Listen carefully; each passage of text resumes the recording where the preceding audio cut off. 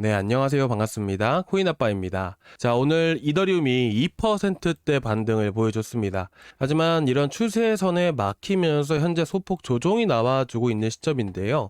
여기서 여러분들도 아시겠지만 이 일봉상 오른쪽에 있는 차트가 바로 업비트 차트고요. 그리고 왼쪽에 보시면 코인베이스 차트입니다. 그렇다 보니까 지금 업비트 상으로 보셨을 때는 조금만 더 올라가면 신고가 뚫고 올라갈 것 같죠. 근데 현재 왼쪽에 보시는 코인베이스 차트를 보셨을 때는 어떤 느낌이 드시나요? 바로바로 올라가기에는 분명히 위쪽에 저항이 많이 있기 때문에 좀 더 우리가 지켜봐야겠다라는 생각을 한 번쯤은 하실 수 있을 거라고 생각을 합니다. 그런데다가 지금 이렇게 업비트 차트와 코인베이스 차트에 대한 오차가 분명히 생길 수밖에 없는 이유는 이 김치 프리미엄 때문입니다. 원래 이렇게 시장에 한번 조정이 나오기 전에 비트코인을 비롯해서 대부분의 코인들이 역프가 걸렸습니다. 자, 여기서 역프라는 부분들은 지금 보시는 것 같이 김프가 마이너스라고 하잖아요. 그걸 역프라고 합니다. 시장이 폭발적으로 상승하게 되면 김치 프리미엄이라는 게 붙게 돼요. 이 김치 프리미엄이라는 것은 뭐냐면 결국 시장 안에 신규 투자들이 유입이 되면서 강한 매수세가 한국에서 이루어지고 있다는 부분들인 건데, 그에 따라서 강세장이 보이게 될 경우에는 최소 5% 이상의 차이를 두게 됩니다. 해외 거래소 대비해서 국내 거래소가 5% 정도 더 비싸다는 부분들이에요. 그리고 시장이 완전 꼭대기에 다다르게 되면 김치 프리미엄 자체가 10%, 그리고 개별적으로 알트코인들만 보더라도 20% 이상 끼는 경우가 많습니다. 그렇다 보니까 아직까지는 불장이 오지 않았다라고 여러분들이 보시면 될 것 같고요. 여기서 지금 얼마 전까지만 하더라도 플러스 상태를 유지를 해줬습니다. 근데 오늘 소폭 반등 나오고 보니까 어떤가요? 지금 역프로 전환된 상황들이에요. 그런데 어찌 됐든 간에 이렇게 차트가 어느 정도 오차를 보이는 이유는 이 김치 프리미엄 때문이다 라고 보시면 될 것 같고, 현재 김치 프리미엄이 양수를 계속해서 유지를 해줬으면 앞으로도 단기간은 더 크게 움직일 수 있을 것이다 라고 볼 수가 있었지만, 현재 역프가 걸린 마이너스 상태이기 때문에 현재 아직까지는 여러분들이 급하게 하실 필요는 없다라고 여러분들께 말씀을 드리고 싶습니다. 그리고 지금 보시게 되시면, 자, 지난달 27일에 이 반도체 관세를 2주 후에 발표한다라고 했습니다. 자, 그게 바로 저번 달 27일이에요. 2주 후인 현재 돌아오는 주에 반도체 관세를 부과할 수 있다라고 합니다. 자, 이제까지 이더리움을 크게 급락을 시켰던 주요 원인이 누구였을까요? 자, 지금 보시게 되시면 이더리움이 70%나 급락을 했습니다. 그 이유는 여러분들도 아시다시피 관세 때문이었다는 부분들이죠. 그렇다 보니까 이번에 관세를 매기게 된다면 이더리움이 앞으로 더 크게 움직이기보다는 위험자산 시장에 전반적으로 영향을 미칠 수 있는 부분들이기 때문에 우리가 조심해야 된다라는 부분들이죠. 근데 큰 충격을 주지는 않을 거라고 저는 생각을 합니다. 자, 그 이유는 뭐냐면 예를 들어서 이렇게 보시면 됩니다. 지금 우크라이나와 러시아 전쟁이 계속해서 지속되고 있죠. 지금 이 전쟁이 쉬었다고 해서 시장이 올라간 적이 있나요? 그리고 이 전쟁이 다시 한 번 더 발발하고 큰 사상자가 일어났다고 해서 시장에 충격을 준 적이 있나요? 없죠. 그만큼 이 위험자산 시장은요, 이미 우크라이나 러시아 전쟁으로 인해서 한 번에 큰 폭락을 겪었기 때문에 이에 대한 면역이라는 게 시장에 적용이 되게 됩니다. 그렇기 때문에 우리 몸이 예를 들어서 백신을 맞은 상황입니다. 그렇다 보니까 시장에 큰 충격을 주기는 어려워요. 하지만 이에 따라서 자, 관세가 현재 반도체 관세가 특히나 부과가 되게 되면 미국 증시를 이끌었던 기술주들, 특히나 엔비디아와 같은 이런 종목들이 한 차례 조정을 받을 수 있는 부분들이다 보니까 특히나 나스닥 같은 경우는 한 번에 조정이 나와줄 수 있습니다. 제가 이걸 말씀드리는 이유는 뭐냐면 결국 위험 자산 시장의 대표격인 미국 증시가 이 암호화폐 시장에 영향을 미칠 수 있는 부분들이기 때문입니다. 그렇다 보니까 이 관세에 대한 영향 때문에 나스닥이라든지 전반적으로 한번 큰 조정보다는 얕은 조정이 나와줄 수 있는 부분들이라서 현재 다음 주에 관세에 대한 부분들이 발표되게 된다면 이더리움이 한 차례 조정이 나와줄 가능성을 높게 보고 있습니다. 자, 그런 다음에 두 번째로 우리가 확인하고 관심 갖고 보셔야 되는 부분들이 뭐냐면 현재 다음 주 목요일에 자, 잭슨 미팅과 FOMC 회의록이 있게 됩니다. 자, 그리고 22일에는요, 이 잭슨 컨퍼런스에서 파월 발언이 있게 되는데 이와 관련해서 여러분들께 간단하게 말씀을 드렸지만 여기서 여러분들이 관심 갖고 보셔야 되는 부분들은요, 이미 암묵적으로 2025년 9월 17일에 있을 자, FOMC 때 92.1% 확률로 금리 인하가 거의 확정된 상황입니다. 그런데 제가 암묵적이다라고 말씀을 드렸어요. 자, 결국 이 파월의 입에서 금리 인하를 하냐 마냐 이 얘기가 나와야 된다라는 부분들이에요. 그러면 여기서 파월 의장이 자, 확실하게 9월 달에 금리 인하한다 라는 얘기가 나와야지만 이런 금리 인하 기대감이라는 게 시장에 반영이 될 겁니다. 그러면 이더리움이 어떤 흐름이 나와줄 수가 있을까요? 파월이 공식적으로 금리 인하 할 것이다 라고 얘기가 나오게 되면 그때부터 금리 인하 기대감이 반영된다라고 했죠. 자, 그렇게 되면 이 목요일 금요일 정도로 해서 이런 얘기들이 돌아올 건데, 그러면 그 전까지만 했을 때는 아직까지 이 시장에 상승할 만한 상승 이슈가 월요일 수요일 사이는 없기 때문에 결국 이 안에서 횡보하는 흐름들이 나와줄 겁니다. 그럼 다시 내려가는 흐름들이 나와줄 수 있다라는 부분들이에요. 그리고 나서 파월이 직접적으로 금리 인하를 한다 라고 얘기가 나왔을 때는 다시 한 번 더 강세를 보이면서 상승이 나와줄 수가 있겠죠. 자, 그런데 중요한 건 뭐냐면 8월 고용지표 해석의 가능성만 열어둔 채로 확실한 금리 인하 시그널을 주지 않을 수 있다라고 합니다. 그렇죠? 이렇게 된다면 금리 인하 기대감이 언제부터 반영이 될 수가 있을까요? 바로 노동지표가 나오는 시기. 자, 고용지표가 나올 때 시장에 대한 기대감이 반영이 될 수가 있겠죠. 자, 그 고용지표가 다다음 주, 자, 9월 5일에 발표하게 됩니다. 자, 그렇다 보니까 그간, 자, 이제 앞으로 이 14일 동안에 시장의 흐름이 어떻게 나올지는 갑작스럽게 재료나 이슈가 튀어나오지 않는 이상은 시장이 횡보할 수가 있습니다.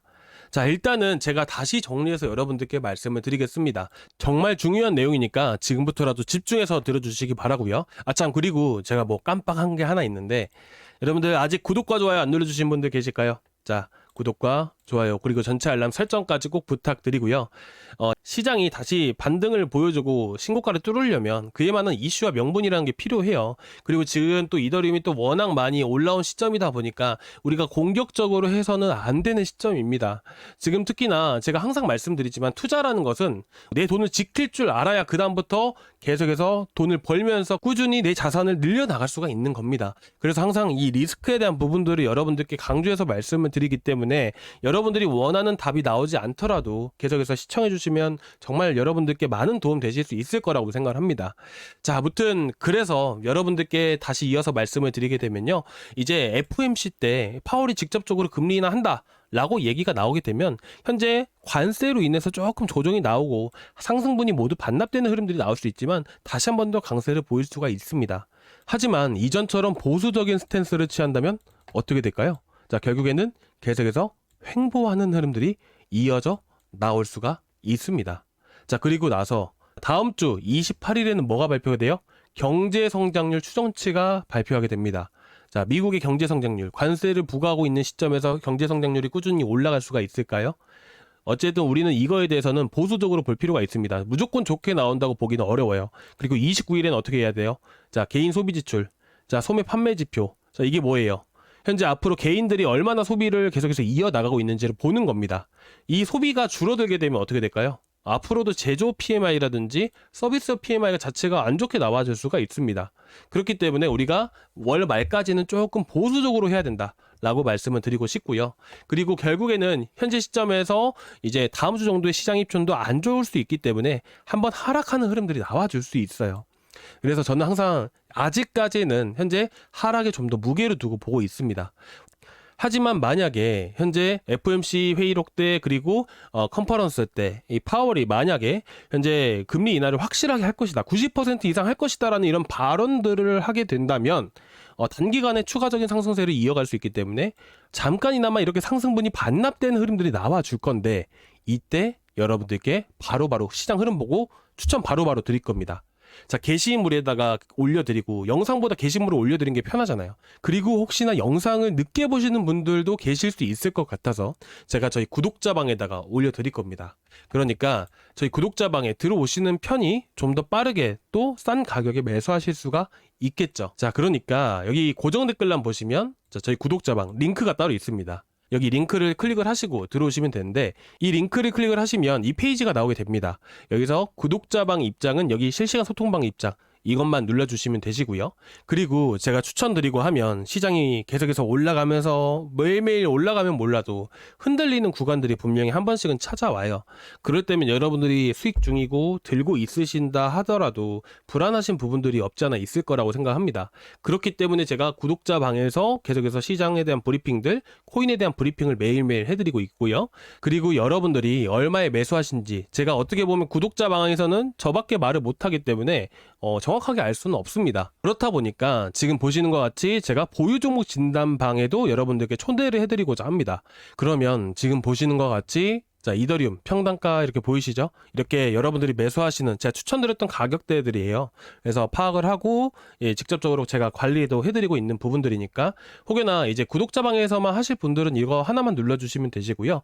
저랑 소통해 가면서 하실 분들은 보유 종목 진단까지 이렇게 눌러주시면 되십니다. 자, 그리고 저희가 이더리움을 주로 하고 있기 때문에 이더리움 클릭을 해주시고 문자로 링크 받으실 연락처 남겨주신 다음에 제출 버튼까지 눌러주시면 되십니다.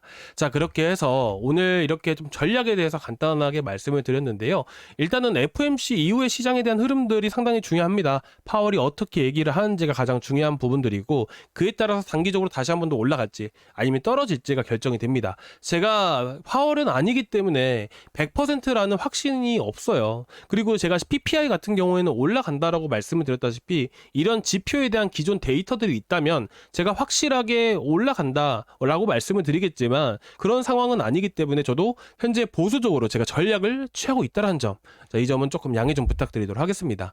자, 그리고 지금 보시게 되시면 이 CME 거래소의 이더리움입니다. 현재 15일을 기점으로 해서 이렇게 또 마감이 된 상황인데 일단은 추가적인 하락이 나오게 될 경우에는 이더리움이 어디서 반등이 나올지를 말씀을 드릴 겁니다. 자, 보시면 3.5% 보이실 겁니다. 그렇죠? 제가 이 갭에 대한 부분들은 말씀을 드렸지만 다시 한 번 더 말씀을 드리면 이 갭이라는 게 무슨 말이냐? 자, 갭이라는 건 뭐냐면 여기서 핵심은 이 봉과 이 봉 사이에 이 텅 빈 구간이 있잖아요. 이 텅 빈 구간을 갭이라고 얘기를 합니다. 이 구간은 현재 강한 지지 역할을 해주게 돼요. 과거의 흐름들을 보시게 되시면 보시다시피 현재 이 갭이 여기서도 만들어졌죠. 자, 보면 여기 갭이 있습니다. 자, 그리고 여기에도 조그만한 갭이 있어요. 제가 표시를 다 한 번씩 해볼게요. 자, 보면 여기도 갭이 있고요. 자, 여기도 갭이 있네요. 이 두 구간들을 예시로 보여드릴게요.